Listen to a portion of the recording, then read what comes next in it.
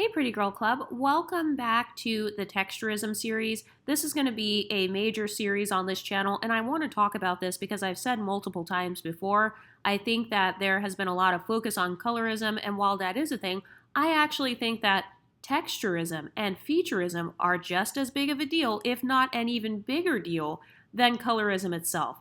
Because think about it. When the average unambiguous black woman has a special event coming up, whether it's a wedding or a vacation, she doesn't think to herself, how light-skinned am I going to look in the lighting? Oh, how light-skinned am I going to look in my wedding photos? No, the first thing that she thinks about is, what am I going to do with my hair? How am I going to wear my hair? She gets asked on a date. What's the first thing she thinks? How am I going to do my hair? And so I think texturism needs to be talked about a lot more because I've been seeing a lot of mentally ill comments, not only online, but also with people who come for this channel. For example, some of the most mentally ill comments I've seen have been from unambiguous monoracial dark-skinned black women saying that women like Ryan Destiny, Tatiana Ali, and Chili from TLC look exactly like them, or they look like everyday unambiguous monoracial dark-skinned black women, and that is a lie. Not only are all of those women mixed race, but those women's hair textures are wildly different from what you would see in a lot of women who have kind of that West African background that you see when it comes to unambiguous African Americans.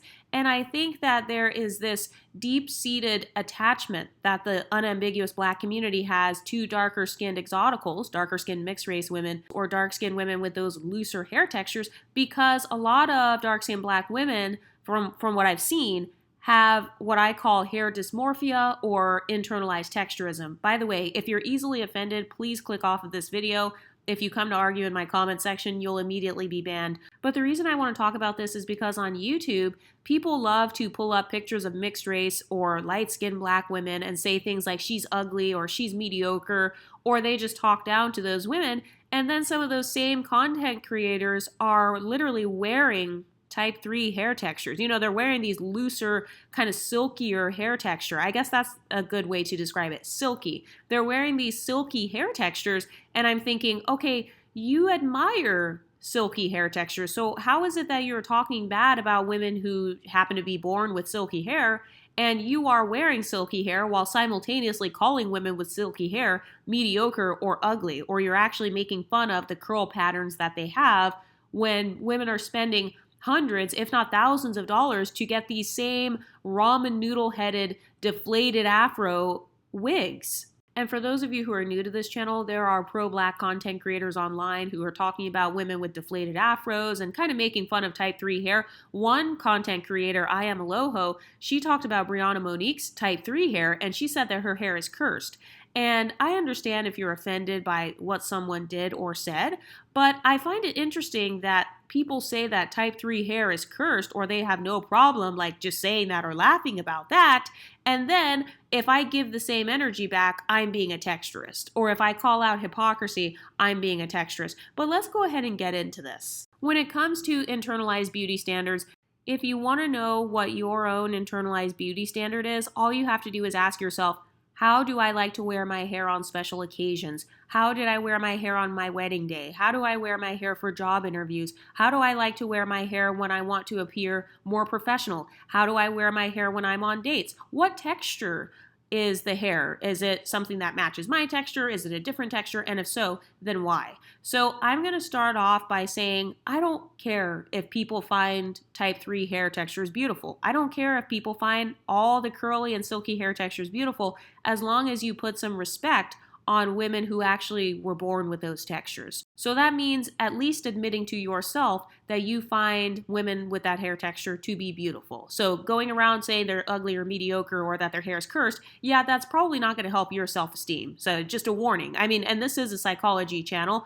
I'm not a real psychologist. I'm just an armchair psychologist who likes this as a hobby. But just as a confidence building tip, generally speaking, you don't want to hate on the women who meet your internalized beauty standard because that actually can cause self-hate later on, and it can cause cognitive dissonance, which is actually the root of a lot of mental illnesses. So that's a question you want to ask yourself though. What hair styles and textures do I tend to wear? One thing that I've noticed about a lot of unambiguous black women is, and when I say unambiguous black women, I'm saying with 4C hair and all the African features.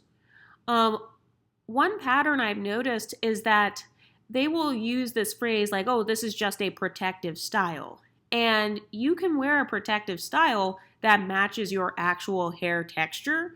And like I said, I'm not coming for the people who are wearing different hair textures and you don't talk shit about people with those hair textures. That's fine. But for those who try to call themselves like pro-black or Afrocentric or saying that they admire blackness so much or they admire all the African features so much, I don't believe you. I don't believe that, especially when it comes to hair, because like I said, your beauty standard, I can see what your beauty standard is based on your Instagram pictures, your dating profile pictures, how you wear your hair for special occasions. So if in all of those cases you are wearing a hair texture that is looser than your hair texture, then that means that your internalized beauty standard is a looser hair texture. So that's actually not the problem though. I don't care if your beauty standard is something that you don't naturally meet. So the next layer to that though is the difference between mixed race women or women who are a part of this community. Maybe you have a little bit of that admixture in your background or something. I feel like if you have something in your background or you have actual family members and close relatives who have that natural hair texture, then I can see why you would be okay with wearing those hair textures or even relaxing your hair a little bit looser. Maybe your mom has that hair texture, so it still kind of looks normal. You know what I mean? It's still a part of your bloodline. It just happened to not be inherited by you. But I feel like the next layer to this hair dysmorphia comes in play if you are 100% straight up African. You know, you got straight up Nigerian and Bantu and Central African in your bloodline. Your hair is 4C, your mom's hair is 4C, your dad's hair is 4C, your grandparents' hair is 4C. Everybody's 4C, and it doesn't look like anybody even in your immediate bloodline would even have type 2 hair. That's when I would say that there is something going on there, and you may want to ask yourself why you think that Chili from TLC looks exactly like you. Like she doesn't look like you. She looks like a mixed race person who has a mixed race background. And a lot of people don't realize they're doing this until they stop and ask themselves. But the thing that you have to remember when it comes to psychology and sociology is that whatever beauty enhancements you wear, just know that you are showing the world that you think those things are beautiful. And by the way, if you don't have a problem with that, then you're fine. But if you try to call yourself some sort of pro-African or pro-black type of person, and then you're like wearing all of these beauty enhancements or these features from my community, you know, from like the mixed race community, from the Latina community, from the indigenous or the Asian and Indian communities, then that means you're actually pro-Indian, you know, you're pro-Malaysian, you're pro-Filipino. So there's nothing wrong with that as long as you actually do respect those people groups or the women who have that within their bloodline. So I've noticed one thing that a lot of my trolls don't want to admit is that deep down inside, a lot of them deeply admire the mixed race backgrounds or kind of like this mixed race phenotype. And I'm not necessarily saying black and white mixtures. I've noticed that in the black community, they have admiration for like kind of this black, white, indigenous, Latina phenotype or hair texture, kind of like this loose, curly, I don't know, Dominican. Like I've seen some wigs and weaves and stuff, and the name of the hair will be like Dominican curly, or, you know, it's never Nigerian 4C or Bantu 4C or Congo 4C. No, that's not the name of the wigs. They didn't name the wigs Congo 4C or Nubian princess from Tanzania. They don't call it Tanzanian hair. No, they're usually some sort of like maybe a Malaysian or something like that. So there's this admiration for kind of like this Pacific Islander, I don't know, kind of like this 3C types, hair types 1, 2, and 3. There's a lot of admiration. I have heard some admiration for type 4A. So I will put that in there because I have heard that. Like I once heard a dark-skinned black woman on a podcast talking about how she used to fantasize about getting with a biracial man so that they can have children that have 4A hair. So I will take note of that.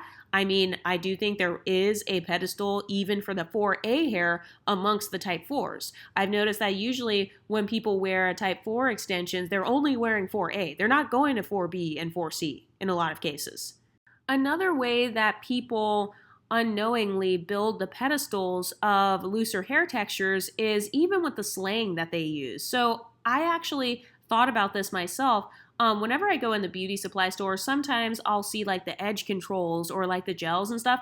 And first of all, let's talk about hair gel and edge control. Why do people wear that? Well, oftentimes, if you look at the actual label, it will say this edge control gives you an exotic shine. Even the name of the product itself, edge control, is subliminally implying that without that gel, your edges are out of control. So your natural 4C hair or your natural kinky coily edges, you know how your hair grows up towards the sky? Yeah, that's out of control. I mean, if you think about the names, curl former, curl forming cream, stretching cream, edge control. Okay, so it's trying to control and tone down the kinky nature of your edges. Some of the edge controls are in these black colors. You know, they're in these dark colors so that your hair can look blacker and shinier, similar to like how my hair looks. And so that is actually a way that people unknowingly are celebrating the beauty of women with those hair textures. So like I said, if you enjoy celebrating the beauty of other hair textures and you don't have hatred for people with those hair textures, that's fine. That's why I try to check myself, because I know that I like to wear different hair pieces and stuff like that of different textures. But one thing I thought about though, even with myself, I asked myself, how did I start wearing wigs? Like, when was the first time I put on a lace front? The first time I put on a lace front was when I was 27 years old. And I did that because I actually got very sick. I told the story on here before, but I had lost about 70% of my hair. So I was bald. I mean, I literally, you know how they look, you know, like when they have chemo and stuff. So that is how my head looked. So I had a couple of spots where I had little hair plugs or like little hair that was still there. But generally speaking, you know, I was pretty much bald. So the first time that I ever put on a lace front was literally due to insecurity. It was 100% because I did not feel beautiful or feminine without a wig. And once I found out that they had wigs that were like affordable, that was when I ordered one. So I remember cutting the lace and all that. So I didn't glue the wig because I didn't know about wig glue or anything, but I had some Got2b hairspray. And I remember, first of all, it took over an hour for me to try to figure out how to do this bald cap thing. So I had to put the stocking cap over my entire head, and then I had to try to use hairspray and stuff to like spray it down and kind of glue it on my head with a blow dryer. Then I had to wait until it was dry, and then I had to cut it off the side of my head, you know, cut off the little leftover part of the cap. And then after that, I put the wig on top of my head, but because of my forehead shape and size, I had to further cut the wig. And then like I had a hard time figuring it out, and then it was too low on my forehead and it looked kind of like a caveman or something. And so then I ended up cutting it even more, and looking back, I had actually made it into a half wig. So I didn't know that that's what I was doing at the time, but it took me over an hour. And then by the time I put the wig on, I did not like how it looked really, and I also didn't like how it felt, because on me, it actually did not look natural. And for reference, the texture of the wig that I got was a 2C, so very similar to Chili from TLC. And for the record, my hair texture is probably like a 3B at best. I don't have tight curls. I have like the S curl look, so kind of like El DeBarge or like, you know, somebody like that, with Christina Milian, that hair texture. So one thing I've noticed, like one boundary that I have set for myself when it comes to hair textures, is I never go more than 2 points off of my hair texture. So if you follow the hair chart, I noticed that when I've looked back on my entire journey of wearing all different wigs and stuff and hair clip-ons and all that, usually they are only 2 points away from what my natural hair texture is. So 2C, that's 2 points away, and then the kinkiest hair texture I have is a 4A, and it's like this little ponytail thing. So even for me, as a person with a multiracial background, I've actually never purchased a bust down, you know how they call it a bust down thing? I've never purchased that. And also, that's what I was going to say. Even when it comes to the language that is used to describe these looser hair textures in the Black community by unambiguous, monoracial, dark-skinned Black women, what do they call it? They call it a bust down. Where did that phrase come from? What does that even make you think of? Because when I think of the term bust down, I'm thinking of a long, silky, type 3 hair texture, dark in color. I'm thinking of a silky, like jet black. I mean, to be honest, I think of more of my natural hair texture. Maybe if it's long and like very thick, I think of it going down to my butt, kind of like I'm going to party in the club or something, like bust down. I don't know. It kind of makes me think of Afro-Latina. I mean, that's just me being honest. That's what I think of when somebody says bust down. I literally am thinking of Cardi B right now. I'm thinking of Cardi B and her phenotype and how she always wears those long, straight, black wigs, or she used to. That's what I think of. And also, another way that people kind of build the pedestals of curly hair textures that they may end up being jealous of later on is they will use terms like baddie aesthetic or IG baddie. And when you think of that, as a matter of fact, even when I Google that, pictures pop up of mixed race women or women that have a type 3 hair texture, type 3 and above hair texture. When I think of an IG baddie, same thing. I think of even the hairline of the IG baddie aesthetic. I think of like the soft baby hairs, even that word right there, soft. So notice how type 3 hair is called soft, and then when people want to humble light-skinned black women in this community, they will say that their type 4 hair is hard. So notice how the things that people tend to admire tend to be the things that make it different from 4C hair. And so this is why sometimes I go so hard when it comes to the hypocrisy, because it's like, no, you're not about to flex on me with my own hair texture over here looking like my first cousin. Absolutely not. You're not going to convince me that I'm somehow average or mediocre, or my hair's not cute or whatever, or I'm not a baddie. My hair doesn't look like a baddie. When you look like me. Your hair texture looks like mine. So put some respect on my name. Put some respect on the other hair textures. And by the way, this is not supposed to be me like talking shit about 4C hair. This is really about me defending and causing others to put respect on women who have type 3 hair, because this pedestal that people have really given type 3 hair, you can't blame mixed race women, because I didn't come up with the term bust down and IG baddie and baby hairs. Even if you think about that, why do they call it baby hairs? When you think about a baby, what do you think about? I think of someone who is soft and sweet and innocent. I think of like an angelic look. I mean, there's something about babies that's very ethereal and angelic. I think of like miracles and stuff. So no wonder people end up deifying or being extremely jealous of women who have these type 3 hair textures. It's because they are subconsciously deifying it in their own minds. It's not you doing it. It's not you thinking you're better. No, it's them thinking you're better. And so people have the audacity to call women with type 3 hair, women who are feeling ourselves if we've got type 3 hair, or if we have like that silky texture. Because I've noticed there's a difference between kind of the curl pattern and the actual texture. One thing that I've noticed is that when it comes to the actual texture or the size of the curls, I've noticed that's not always as big of a deal as the silkiness of the hair. So you know how you can brush your hair and it becomes straight? Well, for those of you who have maybe a silky hair texture, or you brush your hair and it goes into this S curl or this wavy pattern or this ringlet pattern, or like when you go to the pool, your hair looks extremely shiny. So like when it's wet, your hair gets shiny. That's another thing.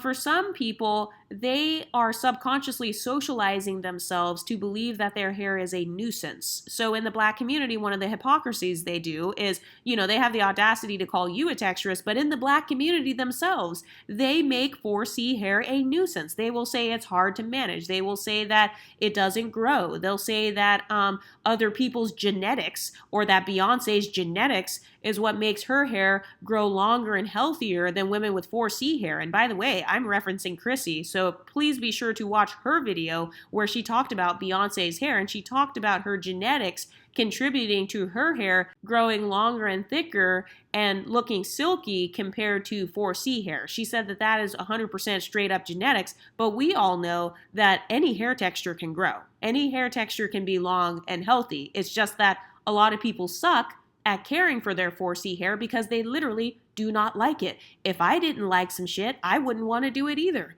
I wouldn't want to spend 2 hours doing something that I don't freaking like. The obsession with having a silky, smooth hair texture is so strong to the point where some black women will not live in certain cities. They will not go out at certain times of day when the humidity is high or when it's raining outside. They will opt out. Some women won't even go to the pool. They won't even go to the gym with their natural hair because there's a fear of people seeing you with your hair in its kinky state. And the inferiority complexes when it comes to hair texture are so strong to the point where people will latch on heavily to women like Chili. And they will pretend they look like Tatiana Ali because they want the world to believe that their lace fronts are their real hair. That's how desperate and how deep the psychosis goes. People want you to believe. And as a matter of fact, people will make viral YouTube videos bragging about how realistic it looks when they put on their type 2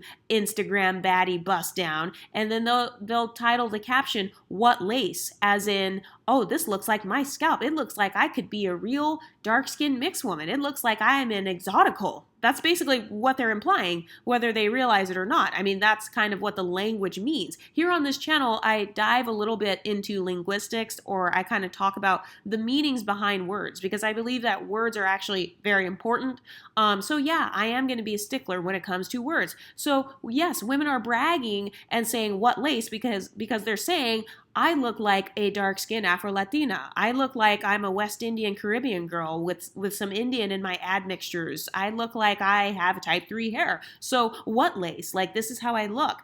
And then, people trying to clout chase off of the hair textures of women like Tatiana Ali and Chili by approximating themselves to them, that just tells you how much further the admiration goes. Normally, the quote-unquote pretty dark-skinned women that are used to represent unambiguous black women, they tend to be dark-skinned mixed-race women with that silky-ass hair, like Chili from TLC, Bernice Burgos, Stacey Dash when she was darker, Tatiana Ali, Ryan Destiny. All of these women have something in common. What is it? They all have type 3 hair and looser. And then some of these same women have the audacity to turn around and get mad at these same women and say that we are replacing them, or that women who have these loose hair textures are taking over and we hijacked the natural hair movement. By the way, that was something else that was talked about on a channel like Chrissy's, talking about women hijacking the natural hair movement as if it were a competition to see whose hair looked better or whose hair looked prettier.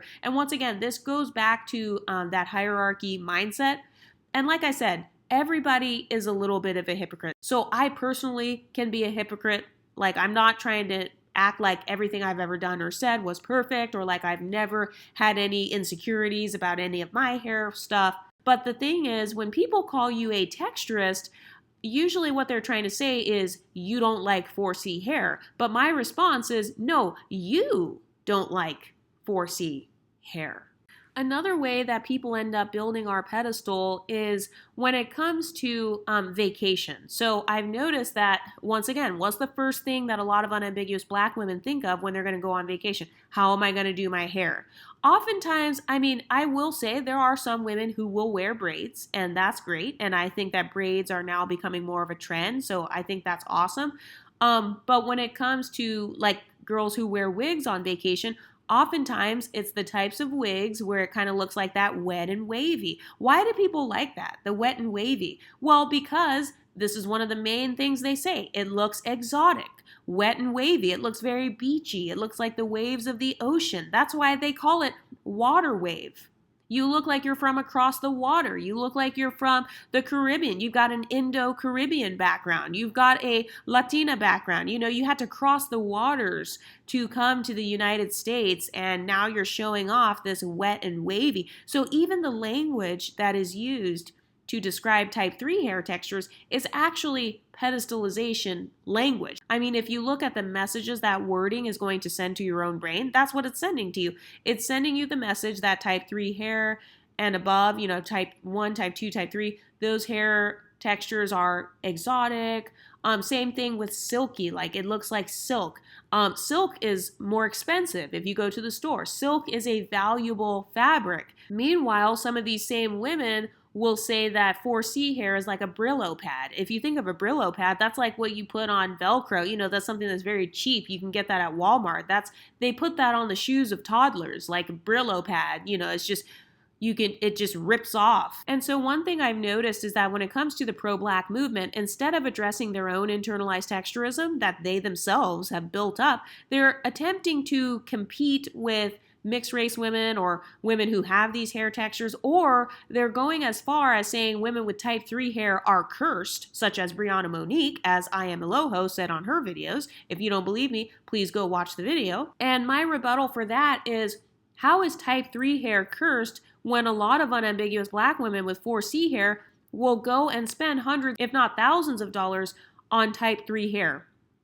And have you ever noticed that whenever it comes to flexing your beauty, oftentimes when unambiguous black women flex their beauty, they will actually be flexing our beauty. They'll be flexing the beauty of dark-skinned women with type 3 hair. You know, they'll be flexing the beauty of women who have these mixed race backgrounds, kind of these black and brown mixtures is what I call them. So maybe like an Afro-Indigenous mixture, an Afro-Asian mixture, some sort of you've got a multiracial mixture. Maybe you got black, white, and Asian in your background, this Pacific Islander mixture in your bloodline. So even when women are flexing, or when they say, you know, I'm flexing on my exes, or I'm flexing, or, you know, when they want to go show out, they want to go to the club or go to a bar, oftentimes these women will be wearing hair textures that are type 3. Another thing that I've noticed is when I look at the reasons why some of these women wear these wigs, it is to compete with mixed women. It's to compete with the Afro-Indigenous Latinas. It's to compete with the Indo-Caribbean mixed race women. It's to compete with the Tatiana Ali's. It's so they can compete with the Stacey Dashes. Some will even go as far as pretending that they are, or pretending that they naturally look like Stacey Dash, or they naturally have the same hair texture as Tatiana Ali when they actually have a 4C hair texture. And so one of the side effects of not being honest with yourself is having a sense of jealousy for women who do actually look like Tatiana Ali or Chili. And this is why when Chili promotes her mixed race background on her Instagram, people get upset and they say, well, Chili, she let those baby hairs get to her head. She let that hair texture get to her head. Why are they saying that? They're saying that because they feel like she has a reason to have something get to her head. They feel like having this quote unquote good hair is a reason to be cocky, and they feel like that is Chili's personality. Some will even go as far as saying you're making your hair texture your whole personality. And in reality, they are actually making your hair texture your whole personality. Not only that, but a lot of unambiguous women make their hair texture that's on the wigs their personality. In fact, they will flex it and they'll say, what scalp? Or even if you watch these women on these wig tutorials here on YouTube, these women who are unambiguous with the 4C hair, you will see their facial expressions once they put on the wig. They'll be so excited because they feel beautiful. And I'm not saying that like there can't be other reasons for being excited. Maybe they're also excited that they found a good deal, or, you know, it looks better than they thought. But let's think about that. What does that mean? My wig looks better than yours. What does that mean? It means my wig looks more real. It means my wig looks more like a dark-skinned mixed woman than yours. So they're actually sending their own brains, the subconscious programming, that I look better than another dark-skinned black woman because I look more like a dark-skinned mixed woman. And so then when they actually encounter a dark-skinned woman with a mixed race background, then they get upset, or they may feel an intensified sense of jealousy or rivalry. Because like I said, a lot of unambiguous black women wear wigs so they can compete with mixed women because they feel like that hair texture is kind of higher up on some beauty hierarchy. And so they're doing it because they feel like, oh, maybe there are going to be some girls with long curly hair at this event, or maybe there are going to be some girls with, you know, maybe some mixed chicks will be at the pool, so let me make sure that I look cute too. And also, let's think about that. Anytime a girl says, oh, let me go get cute and then I'll be right back. And then, you know, she shows these get ready with me videos of her going and putting on a type 3 hair texture. And then, you know, she gets all excited and she's like, ooh, look at me. Or she's doing her baby hair so that they can mimic the hairlines of women that naturally have, I guess, kind of these baby hairs.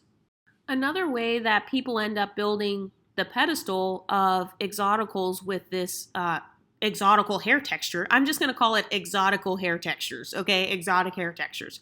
One of the other ways that people build the pedestal of exotic hair textures is by wearing these hair textures specifically when they are taking pictures for social media or dating apps.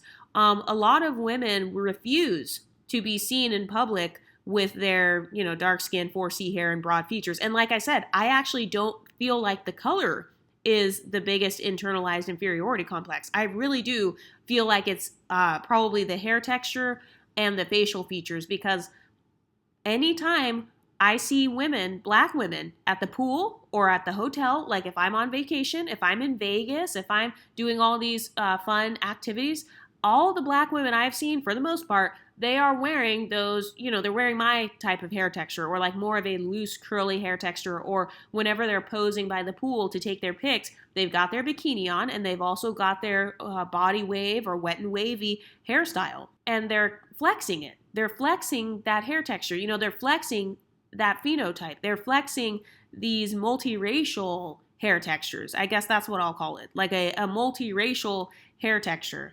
And by the way, I'm just kind of making up terms as I go because this space on YouTube is very new. So we're still developing a language to describe all the things we've experienced. So if you hear us using new phrases and terms or like making them up, that's why. But I've noticed that some women, they will wear these hair textures so they can try to flex on other women. And so then it sends the message to me that, oh, my silky hair, my S-curl hair texture is like a flex. But then those people will turn around and get mad if I say that. Then they'll call me a texturist. They'll say I'm a texturist for thinking that my hair that grows out of my head is a flex. They'll say I'm a texturist for putting gel in my hair and slicking it into a bun and then thinking I'm cute.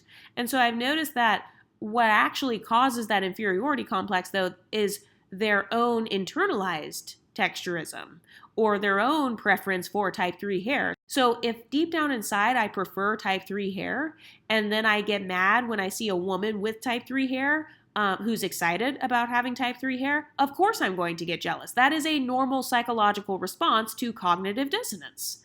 I also want to talk about the obsession that I see with stretching the hair. So I was today years old when I learned that women who have type 4 hair put on gel in layers. So I saw this video of a girl, she was putting gel on her hair in all these layers to try to get it to be as silky as possible.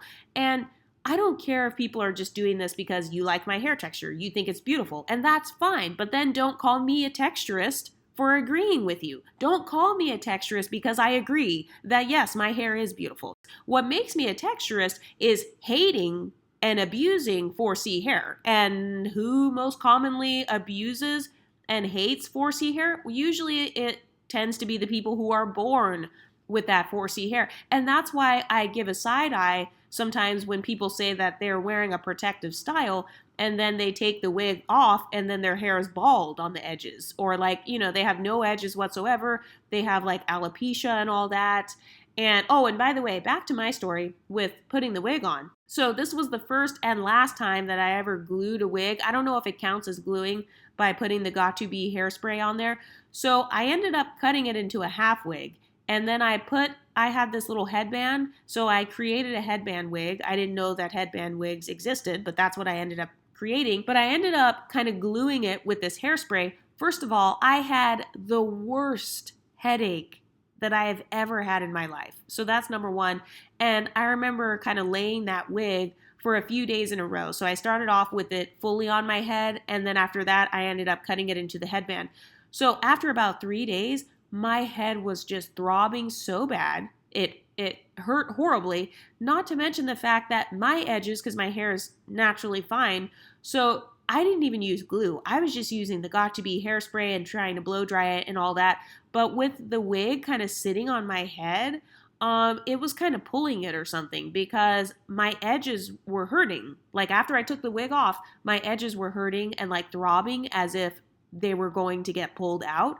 And so after about 3 days of wearing it like that, I just couldn't do it anymore. And by the way, I could not sleep in the wig because it was not comfortable. And it happened to be hot when I was wearing it. So I didn't like that part of it either, kind of having to think about, oh shit, am I going to sweat or something? And then like it's going to mess up, or the lace part is going to come off. And I've seen some girls in real life where it's all crusty looking, like the lace part is crusty looking and it has a combination of makeup and like white glue on it and it just looks weird. And so I don't believe that a lot of these women are actually protecting their hair. I believe that a lot of women want to benefit from texturism. I mean, that's just what it is. I think that a lot of women want to avoid being seen as being at the bottom. And I don't see 4C hair as being at the bottom, but those women obviously do perceive 4C hair as being at the bottom, so they don't want to be treated like they're at the bottom, or they don't want to feel like they're at the bottom.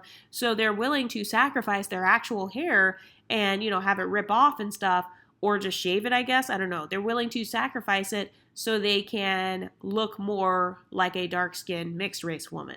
And then they will brag at how mixed they look. They'll say, what lace? This isn't lace. This is my scalp. I was naturally born as a dark-skinned girl with this water wavy exotic hair. This isn't lace. This is my scalp. I'm bragging about how much I look like Tatiana Ali. But then if Tatiana Ali brags about how she looks and says that she loves her hair, then she's a texturist. So do you see the hypocrisy?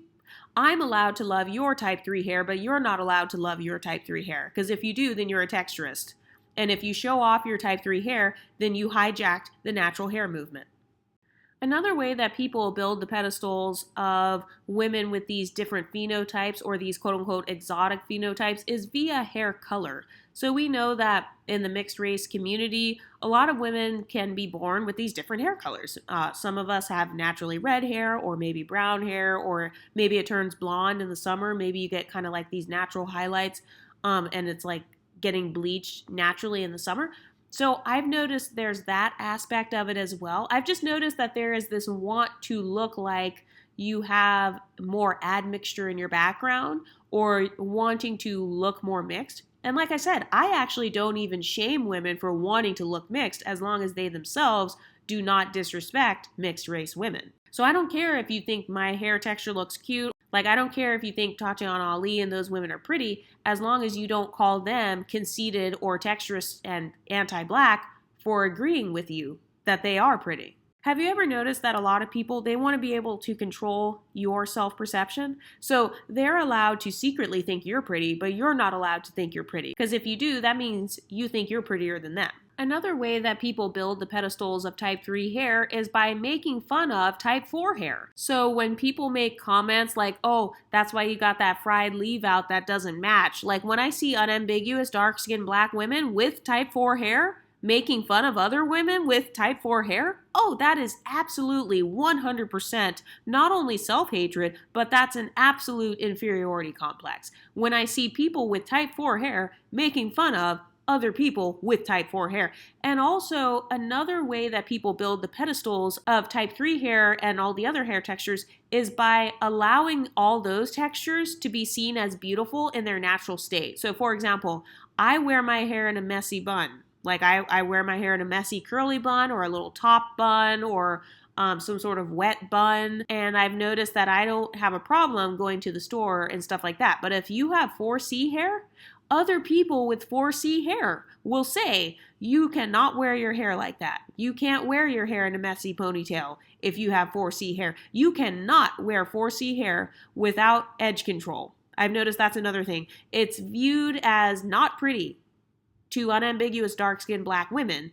to wear 4C hair with no edge control. You know, it's not slicked down. You didn't layer the gel. You didn't put on your gel in layers and then wrap a towel around it, or wrap the silk scarf around it, or put the little edge thing around it, that little strap thing that you tie around your head. You didn't tie the silk scarf around it to make sure your edges are as flat as possible. So therefore, if you have 4C hair, your hair is not done. So have you ever noticed that other 4C people, they will police 4C hair and say, oh no, you can't wear a messy bun. You can't just put your hair back like Francesca Rivers. That's why black women called her ugly. I was one of the only people on YouTube that genuinely said, I don't think Francesca Rivers is ugly. I think that she is natural. She's not ugly. She just looks black. She looks like she is effortlessly black. A lot of people have an obsession with effortless beauty. This is what effortless looks like on an unambiguous black woman. Get over it. This is what she looks like. This is what it looks like when you're an unambiguous black woman and you are effortless, meaning you put little to no effort in manipulating your hair or, your makeup and all that stuff. This is what effortless beauty looks like on unambiguous Black women. And so instead of coming to my channel and saying that I'm colorist, texturist, or featurist, maybe you should figure out why you think that short 4C hair is masculine, but then a shaved head on Amber Rose, or short hair on Toni Braxton, short hair on Halle Berry, short hair on everybody else is not masculine. But suddenly, if you've got short 4C hair and dark skin, then it looks masculine.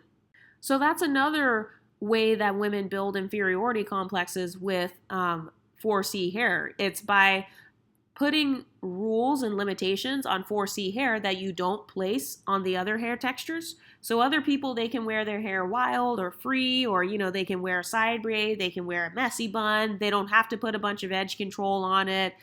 They don't have to gel their hair down in layers. They just put whatever pomade on it, slick it back with their hands, and it's fine. Or they put nothing on it and just let it flop down.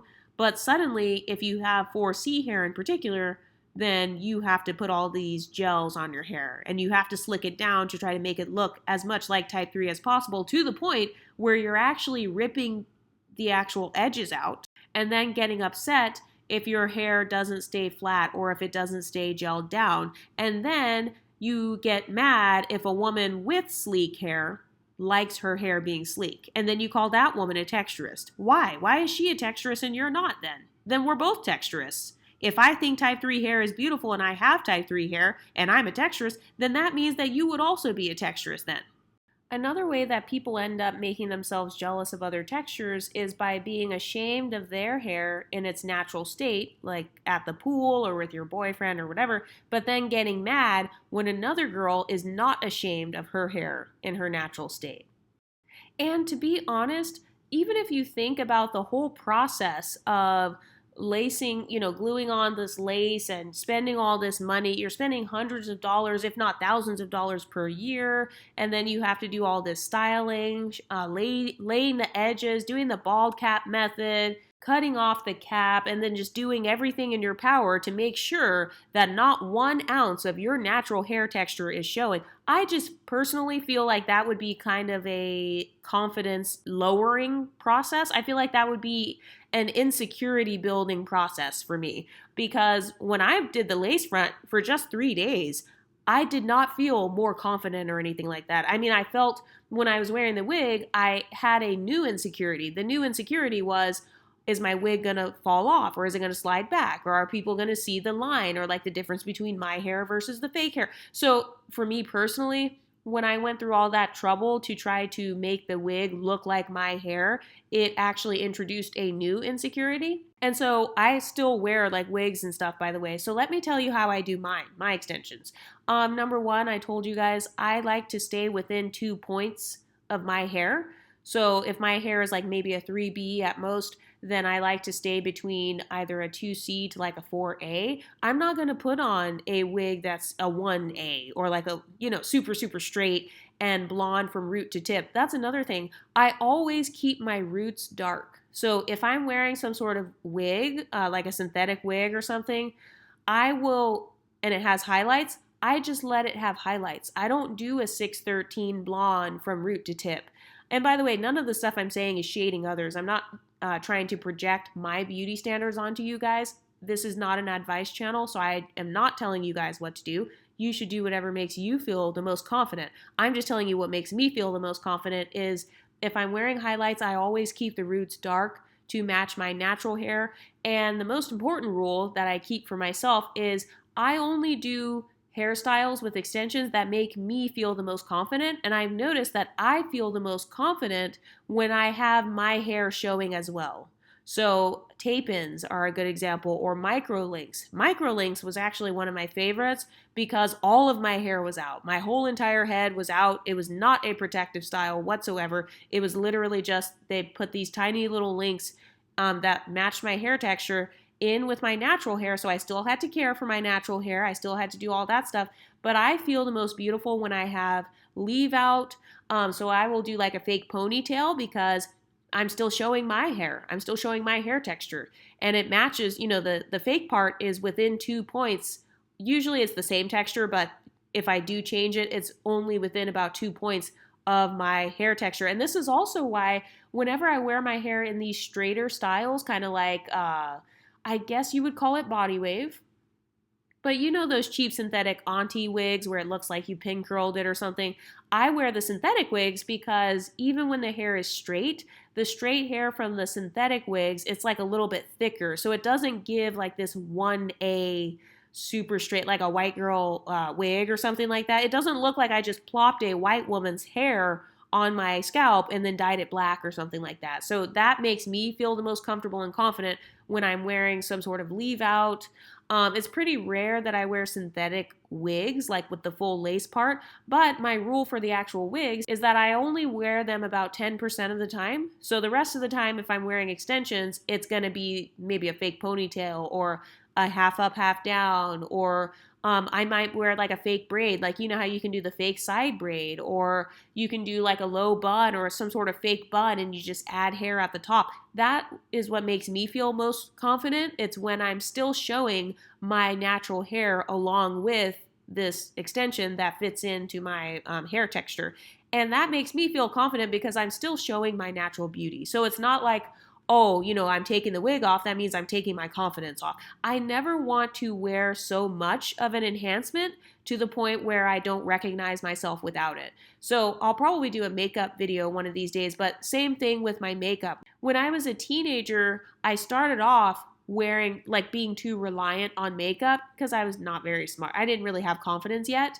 But I have the same rule with makeup. If I have to wear so much makeup to the point where I'm unrecognizable or I feel like I am not myself without it, then that means that my confidence relies more on the makeup versus my natural beauty. So that's just one of my core ways that I build confidence in my natural phenotype. It is by always including my natural phenotype with my hair extensions. So you're not going to see me wearing something where it totally looks fake. I mean, to be honest, there are some wigs and stuff that I've seen where it just looks completely like a costume. It really does sometimes. So yeah, always having leave out is my rule when it comes to wigs. So that's why, like I said, I love the half wigs or even like a sew-in, like a partial sew-in, where I just have like the tracks in the back or some sort of clip-ins where my hair is still out, some sort of headband wig or something where I've got my own hair as the bang. You know, I like to style my own hair in the front, or I'll do some sort of high ponytail or something because that way my confidence is only partially coming from wigs and makeup and stuff like that. So I've talked about micro validations and I've talked about micro insecurities. So in this video, what I'm talking about is micro forms of confidence. So with wigs and makeup and all this stuff, I want it to just be a micro form of confidence. Because remember, it's called a beauty enhancement.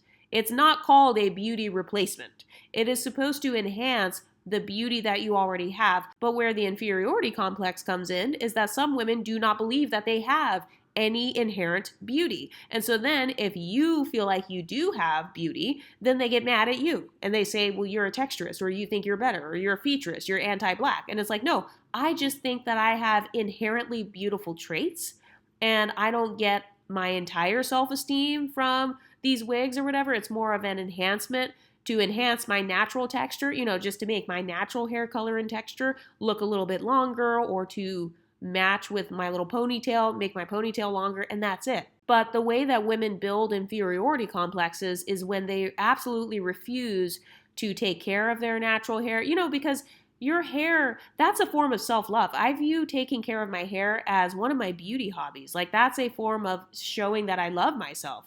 I take care of the things that I value. And no, I may not be perfect at it because sometimes my apartment's messy or my car might be messy, but I still, generally speaking, I tend to take care of the things that I value.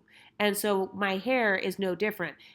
And that's why I give a lot of women the side eye when they have no edges or they refuse to ever show their natural hair, or they like to wear my hair texture for special occasions and events. And then if I agree and say, yeah, my hair is pretty, then suddenly, oh, I think I'm better than others. I think my hair texture is better than others. So that's the hypocrisy that I'm going to call out. And this is also why I believe that people get extremely jealous of darker skinned exoticals, darker skinned women with these loose hair textures. It's because people feel envy. It's because people are mad because they know that, you don't have to deal with looking in the mirror and literally hating your actual hair texture. And by the way, I understand that there are light-skinned women on this channel who have 4C hair textures, but generally speaking, when I'm out and about, I do tend to see more light-skinned women or mixed-race women with 4C hair rocking their 4C hair or rocking, the locks or the braids or the more Afrocentric hairstyles.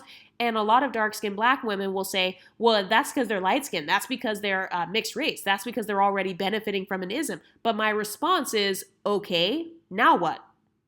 Like, you calling out that these people have privilege this, privilege that, they get more acceptance, they get more beauty points. Okay, you pointing that out, that didn't build your confidence. It didn't do anything to help you. Pointing out other people's privileges 24/7, it still ain't gonna help you build your privileges, boo. So even if these biracial and light-skinned women do have privilege still, even with their 4C hair, or even if they're still seen as, less Afrocentric, I guess, like when people say, oh, well, you're more acceptable, it's like, no, you're admitting right there that you believe that dark skin with 4C hair and broad features is unacceptable. You just said it. The light-skinned girl, she was just minding her own business. She can't help how she was born. The biracial girl with the 4C hair, she can't help how she was born. You're the one who's saying, well, she's more accepted than I am. Okay, so you just put yourself in the category of I am unacceptable. So of course you're not going to have any confidence. Of course you're going to feel jealous. Of course you're going to feel envious. And that's where that envy and jealousy comes from, and the animosity against these light-skinned women with type 4 hair, as you saw on Chrissy's channel, where she dragged that woman for having 4 inches of fried leave out, and she refuses to put the video back up because she knows that I would be correct for exposing that internalized texturism.